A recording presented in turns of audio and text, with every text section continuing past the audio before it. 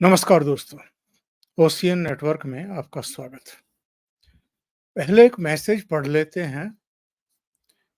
ये मैसेज मुझे मेरे एक पिछले वीडियो पर भेजा है पल्लवी ने।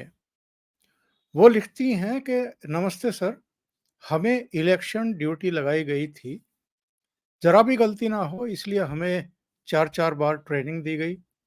ज़रा भी गलती हुई तो हमारी जॉब प्रॉब्लम में आ सकती है, ये कहा गया। हम जैसे लाखों एम्प्लॉइज़ ने जी जान लगाकर काम किया। एक महिला कर्मचारी अपने 6 महीने के बच्चे को घर पर रखकर 2 दिन पोलिंग बूथ पर रही। एक महिला कर्मचारी की बेटी की शादी थी, हाथों में मेहंदी लगी थी, घर मेहमानों से भरा था। सब छोड़कर वो 2 दिन पोलिंग बूथ पर रही। दिन रात एक किया, सारी गोपनीयता, अचूकता बरकरार रखी। ईवीएम पर उँगली उठाकर ये लोग हमारी मेहनत और हमारी निष्ठा और सहनशीलता, अनुशासन वगैरह का अपमान कर रहे हैं। ये वेदना है एक महिला कर्मचारी की जो 2 दिन बूथ पर लगी रही और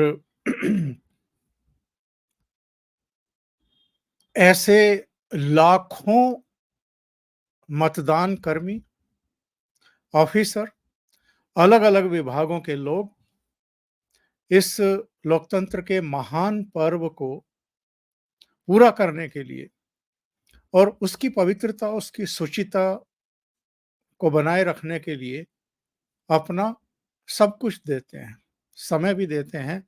और जिन 2 महिलाओं का इन्होंने ज़िक्र किया है, एक के यहाँ शादी थी और एक अपनी बहुत छोटी बच्ची को अपने घर पर छोड़ कर के इस काम में लगी हुई थी।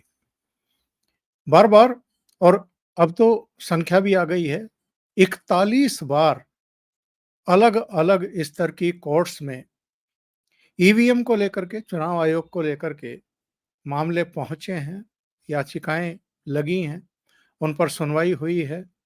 बार-बार चुनाव आयोग ने ये कहा है और ये चुनौती भी दी है कि हम 3 दिन का, 4 दिन का ये टाइम दे रहे हैं, इन तारीखों में किसी को भेजिए। अगर कोई हैक करके हमें दिखा दे ईवीएम मशीन को, तो हम मान लेंगे कि आप जो कह रहे हैं, वो ठीक है।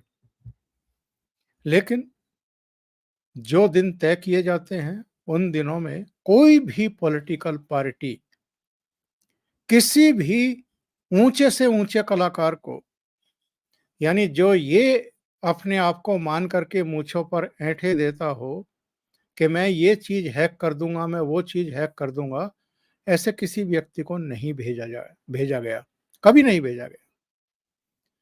और इनके मुंह के सामने इतना बड़ा मैदान है कि ये हर बार जब भी इनकी पराजय होती है, ये ईवीएम का रोना रोना शुरू कर देते हैं। जब किसी राज्य में जीत होती है तो ये ईवीएम का जिक्र तक नहीं करते, नाम तक नहीं लेते।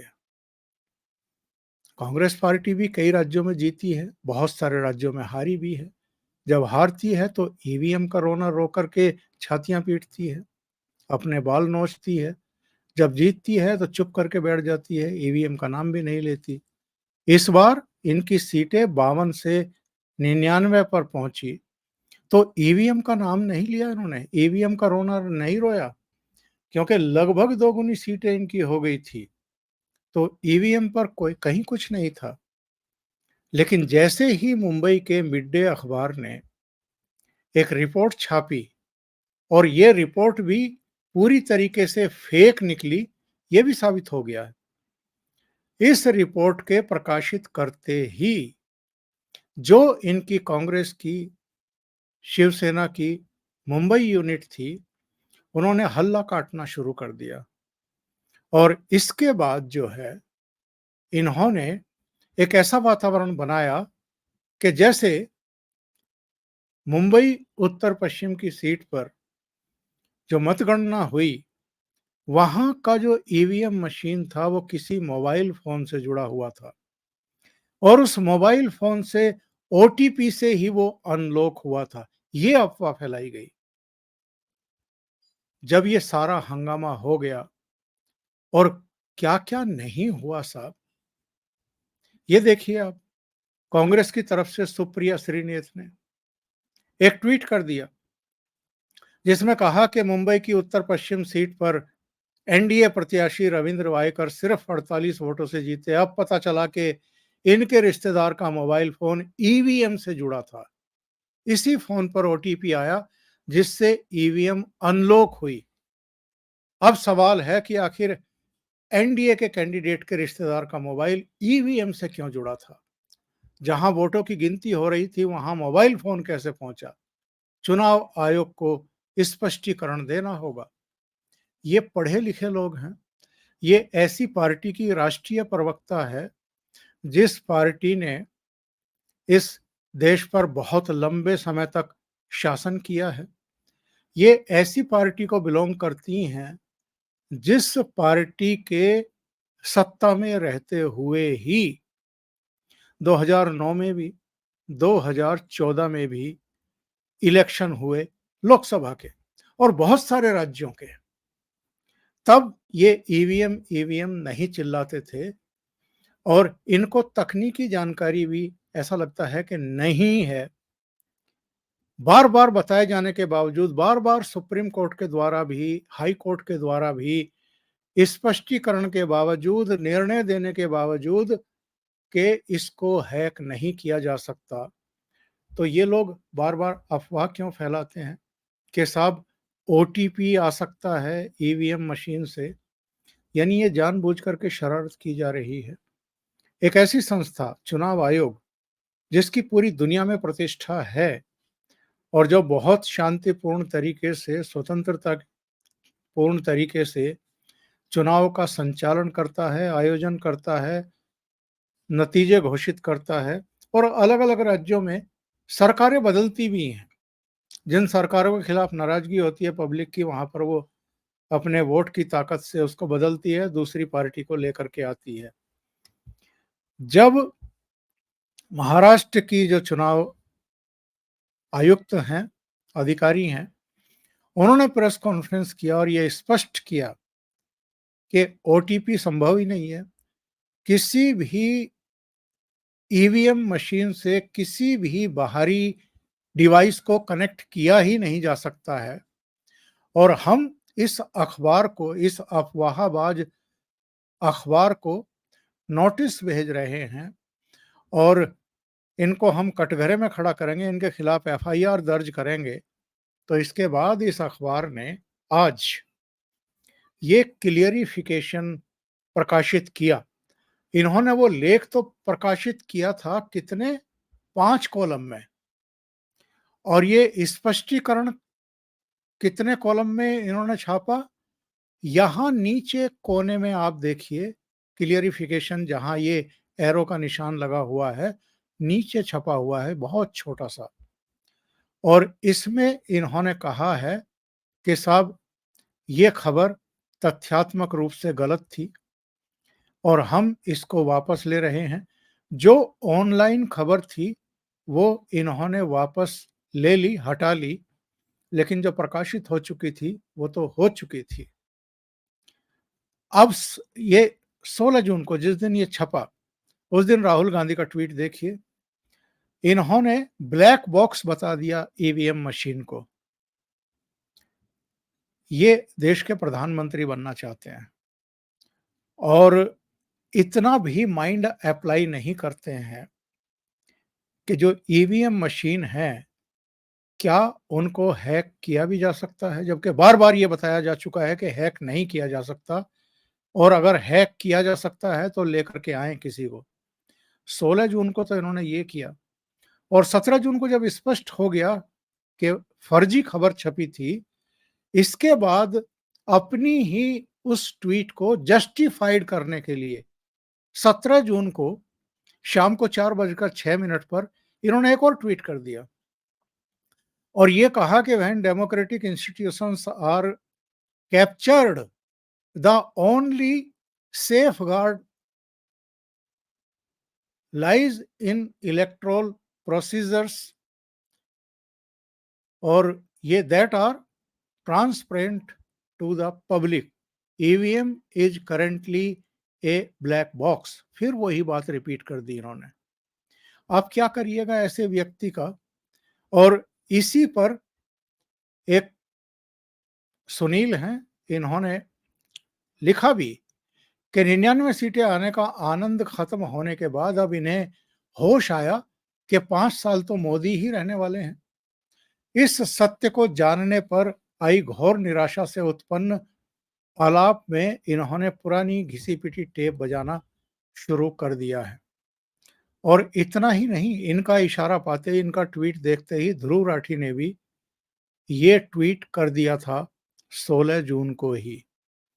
और इस पर तो शहजाद पूनावाला ने इनको फ्रॉड तक करार दे दिया।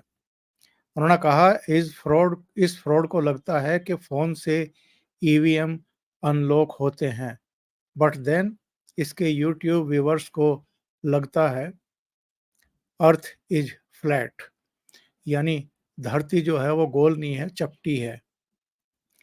और राधिका खेड़ा जो कुछ समय पहले तक कांग्रेस की प्रवक्ता हुआ करती थी, अब भारतीय जनता पार्टी में है, उन्होंने भी ध्रुव राठी पर यह व्यंग किया कि अब जर्मनी वाले बाबा को सांप सूंघ जाएगा और कांग्रेस इंडी गठबंधन के नेताओं के मुंह में दही जम जाएगी। रवीश कुमार ने कल राहुल गांधी का ट्वीट आने के बाद क्या लिखा था, ये सब क्या है चुनाव आयोग। आप मतलब इन सारे लोगों के चेहरों को देखो, इनको पहचानो कि ये लोग कितने बुद्धिमान हैं कि बार बार ये क्लियरिफिकेशन होने के बावजूद कि अदर डिवाइसेस को जोड़ा ही नहीं जा सकता ईवीएम से, वो अपने आप में संपूर्ण इकाई है, उसके साथ कोई छेड़छाड़ नहीं हो सकती, कोई रीप्रोग्रामिंग नहीं हो सकती, फिर भी ये लोग अपनी हरकतों से बाज नहीं आते हैं। अब ये अजीत भारती ने भी राहुल गांधी के उस ट्वीट पर ये कहा था कि 41 बार ये चीजें अलग अलग कोर्ट्स में मतलब सुनी जा चुकी हैं, इंक्लूडिंग सुप्रीम कोर्ट, और ये फिर भी जो है हैकर्स का रोना रो रहे हैं। ये मिड डे ने जो स्पष्टीकरण छापा इसके बारे में इन्होंने जानकारी दी।